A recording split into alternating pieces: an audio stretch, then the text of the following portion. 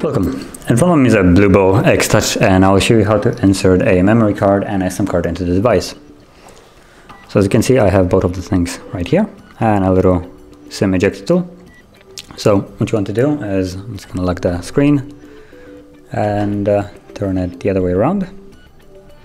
And as you can see, there is a little tray right here with a tiny little hole, so you can push out the tray.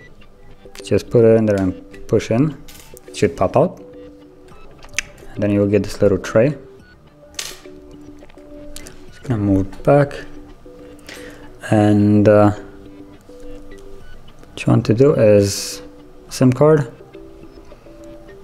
goes like this with a cutout right here, and then the memory card like so. As you can see, they should be all flush, and once they are, just slide them back in here like so, as you can see. So just get it all the way, and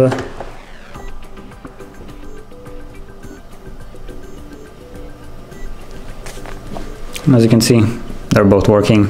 Just gonna tap on cancel. So that is how you insert a SIM card and memory card. If you found this video helpful, don't forget to hit like, subscribe, and thank you for watching.